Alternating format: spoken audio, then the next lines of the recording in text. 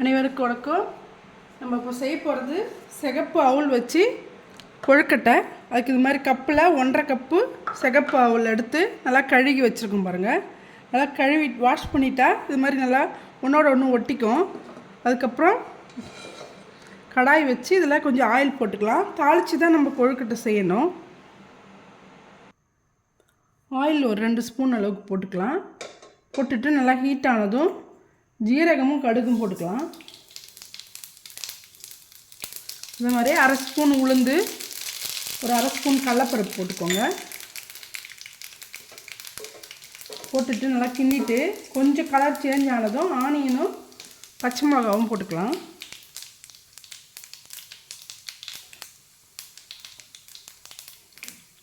இந்த தாளிப்பு தான் இந்த கொழுக்கட்டைக்கு டேஸ்ட்டே நல்லாயிருக்கும். ஆனியன் போட்டுக்கலாம்.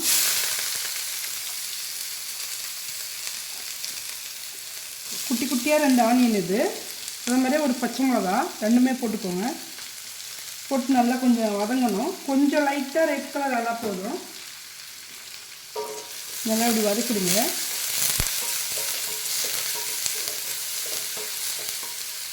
ஏற்கனவே அவுல் கழுவுனதால நல்லா ஊறிக்கும் பாருங்கள். ஊறினதுக்கப்புறம் நம்ம இதில் போட்டு கிண்டிட்டு பிடிச்சா நல்லா கொழுக்கட்டை புடி வரும். அதனால தான் முன்னாடியே கழுவிட்டு ஊற வச்சிடணும். தண்ணியே இருக்கக்கூடாது. அதை கழுவுனாவே அதிலே ஊறிடும்.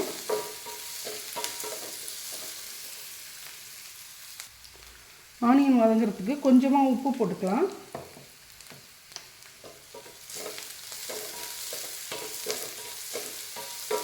லைட்டாக வதங்கினா போதும். இதிலே கொஞ்சமாக சில்லி ஃப்ளேக்ஸ் போட்டுக்கலாம். காஞ்ச மிளகாவை லைட்டாக மிக்சியில் போட்டு ஒரு க்ரஷ் கொடுத்தா நல்லா இது மாதிரி சில்லி ஃப்ளேக்ஸ் மாதிரி வரும். அது கொஞ்சம் ஒரு 1/2 ஸ்பூன் அளவுக்கு போட்டுக்கோங்க.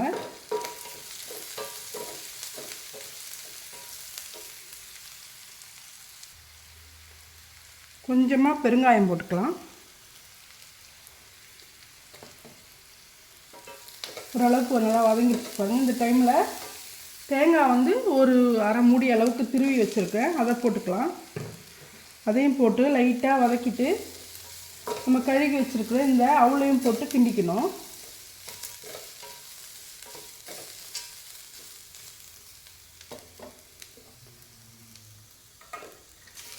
இந்த அவுளை போட்டுக்கிட்டு அதில் கொஞ்சம் உப்பு போட்டு கிண்டிட்டு கொஞ்சம் நேரம் ஆற விட்டுருங்க. அதுக்கப்புறம் நல்லா பிடிச்சிட்டு நம்ம ஸ்டீமரில் இல்லை இட்லி பாத்திரத்தில் அவிச்சு எடுத்துக்கலாம். இந்த மாதிரி கிண்டிக்கோங்க.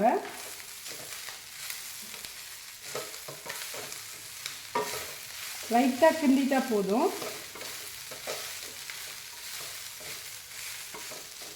இது கொஞ்சம் நேரம் ஆறட்டுன்னு நம்ம பிடிச்சி வைக்கலாம். இதுமாரி ஸ்டீமரில் கொஞ்சமாக தண்ணி வச்சு நம்ம ஏற்கனவே ரெடி பண்ண இந்த கொழுக்கட்டை அவுல் கொழுக்கட்டையை இதுமாதிரி பிடிச்சிட்டு நம்ம இதில் வச்சிடணும். அடியில் துணி போட்டுக்கோங்க, இல்லைன்னா வாழை இலை வச்சுக்கோங்க. இது மாதிரி ஸ்டீமரில் வச்சுட்டு ஒரு 5 நிமிஷம் தான் மூடி போட்டுடலாம். இது மாதிரி ஸ்டீமரில் நான் அடிக்கிட்டு ஒரு 5 நிமிஷத்துக்கு வச்சுட்டு வேக வச்சுட்டா ஆவியில் வெந்துடும். நல்லா எடுத்து நம்ம சாப்பிட்லாம். நல்லா வெந்துட்டுருக்கு பாருங்கள். இன்னும் ஒரு 2 நிமிஷத்தில் எடுத்துடலாம். எடுத்துகிட்டு உடனே அதில் கை வைக்கக்கூடாது. கொஞ்சம் ஆறட்டுன்னு அப்புறம் எடுத்து நம்ம பாருங்கள். ஸ்டீமர்லேருந்து எடுத்தாச்சு. சுவையான அவல் கொழுக்கட்டை ரெடி ஆயிடுச்சு. சிகப்பரிசி அவல் கொழுக்கட்டை. இந்த வீடியோ பிடிச்சிருந்தா லைக் பண்ணுங்கள், ஷேர் பண்ணுங்கள், கமெண்ட் பண்ணுங்கள், சப்ஸ்கிரைப் பண்ண மறக்காதீங்க. நன்றி. அனைவருக்கும் வணக்கம். நம்ம இப்போ செய்ய போகிறது உருளைக்கிழங்கு ஸ்டஃபிங் வச்சு பின்வீல் ஆலு பரோட்டா. இது பேர். இதுக்கு நல்லா பாயில் பண்ண உருளைக்கிழங்கு நல்லா திருவி வச்சுருக்கேன் பாருங்கள். இந்த திருவினதில் ஆனியனும் பச்சை மிளகாவும் ஒன்று போட்டுக்கலாம். ஆனியன் நல்லா நைஸாக கட் பண்ணிக்கணும். இதில் கேரட் துருவனது ஒரு கேரட் அளவுக்கு போட்டுக்கலாம். கருவேப்பிலை, கொத்தமல்லி தழை இருந்தால் போட்டுக்கலாம்.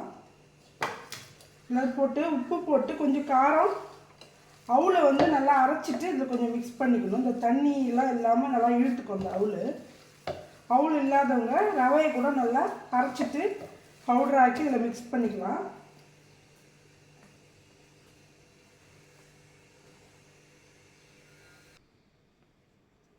இந்த டிஷ்ஷுக்கு தேவையான உப்பு, மாவில் கொஞ்சம் மாவு பிசைஞ்சு வச்சுருக்கோம் பாருங்கள். இதில் உப்பு போட்டு கொஞ்சம் பிசைஞ்சு வச்சுருக்கேன், கோதுமை மாவு.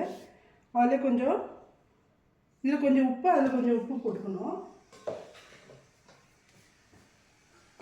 இதில் கொஞ்சம் காரத்துக்கு மிளகாய் பொடி போட்டுக்கலாம்.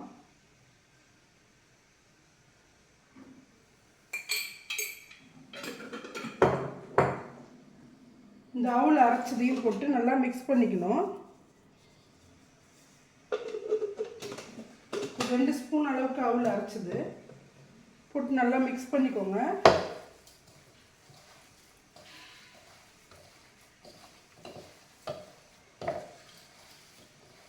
மிக்ஸ் பண்ணிவிட்டு நம்ம சப்பாத்தி மாவு உருட்டுற மாதிரி உருட்டி அதுக்குள்ளே ரோல் பண்ணிவிட்டு கட் பண்ணிவிட்டு அப்புறம் திரும்பவும் நம்ம உருட்டி எடுக்கணும்.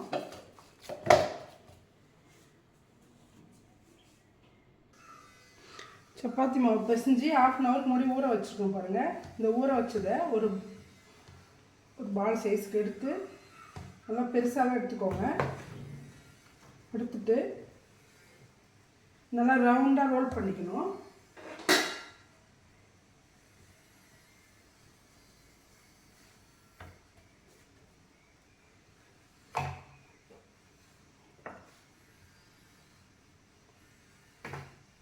இது மாதிரி ஃபுல்லாக ரோல் பண்ணிவிட்டு இது மாதிரி சப்பாத்தி மாவு நல்லா ரோல் பண்ணது மேலே நம்ம செஞ்சு வச்சுருக்கிற இந்த உருளைக்கிழங்கு ஸ்டஃபிங்கை நல்லா பரப்பிட்டு ரோல் பண்ணிக்கணும். நல்லா சமமாக ஸ்ப்ரெட் பண்ணி விடுங்க.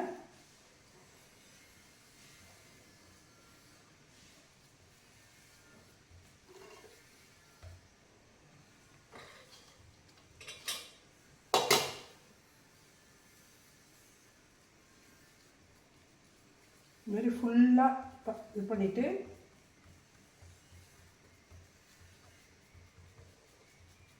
இது மேலே நம்ம நல்லா டைட்டாக இந்த சப்பாத்தி மாவை ரோல் பண்ணிக்கணும். ரோல் பண்ணிவிட்டு அதுக்கப்புறம் கட் பண்ணிவிட்டு சப்பாத்தி மாதிரி ரவுண்டாக திரும்பவும் திரட்டிக்கணும். அவ்வளோதான். இதை வந்து நம்ம இப்போ இது மாதிரி ரோல் பண்ணுங்கள் டைட்டாக.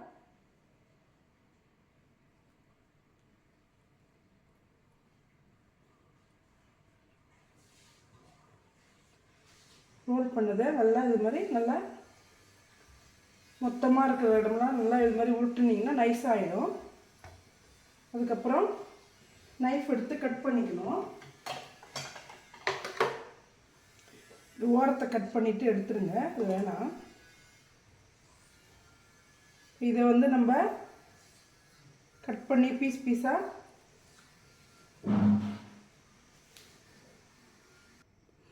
நம்ம ரோல் பண்ணி கட் பண்ண பீஸை இது மாதிரி நம்ம சப்பாத்தி மாவில் போட்டுட்டு லைட்டாக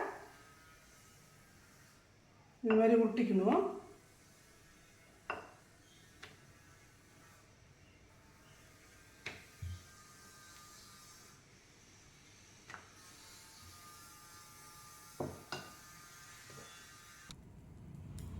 இது மாதிரி தோசைக்கல்லில் நம்ம போட்டுட்டு 2 சைடும் லைட்டாக சூடு பண்ணிவிட்டு அதுக்கப்புறம் தான் ஆயில் போடணும். ஆயில் போட்டு ஃப்ரை பண்ணி எடுத்துக்கலாம்.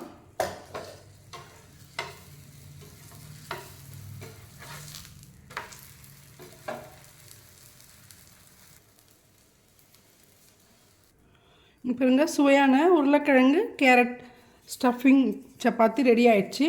இந்த வீடியோ பிடிச்சிருந்தா லைக் பண்ணுங்கள், ஷேர் பண்ணுங்கள், கமெண்ட் பண்ணுங்கள், சப்ஸ்கிரைப் பண்ண மறக்காதீங்க. நன்றி.